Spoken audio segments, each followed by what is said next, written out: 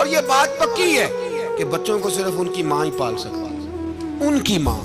اور بات مجھے نہیں بھولتی، ایک شخص بیوی کو طلاق دے کے دوسری شادی کی، اس کا بیٹا تھا 10 سال کا۔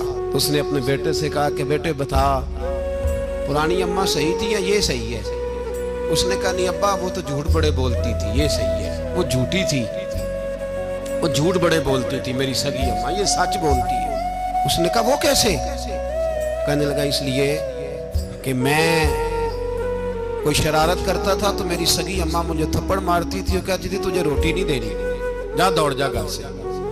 تو میں دوڑ جاتا تھا تو جھوٹ بولتی تھی نہیں دینی، پھر آدھے گھنٹے کے بعد مجھے ڈھونڈنے لگ جاتی تھی، ڈھونڈ کے لاتی تھی، پھر میری منت کرتی تھی، پھر مجھے کہتی تھی نہ مجھے ستایا کر، پھر میرا ماتھا چومتی تھی، پھر میری مرضی کا کھانا بنا کے دیتی تھی، پھر میرے منہ میں لقمے ڈالتی تھی۔ جھوٹی تھی، پہلے کہتی ہے نہیں دینی، پھر پیچھے بھاگتی ہے۔ یہ سچی ہے، میں شرارت کرتا ہوں تو تھپڑ مار کے نکالتی ہے، پھر میں منتیں کرتا ہوں پر روٹی نہیں دیتی، پیر پکڑتا ہوں نہیں دیتی، سچ بولتی ہے، اپنی بات پہ ڈٹ جاتی ہے۔ او بھائی بچے اس کی ماں ہی پال سکتی ہے، تو نے 3 جملے کہتے سوچا ہی نہیں، تیرا کا گیا تو یہ تو نئی بیوی ملے گی، اور اس کا بھی کیا گیا، اس کو بھی شاید شوہر مل جائے۔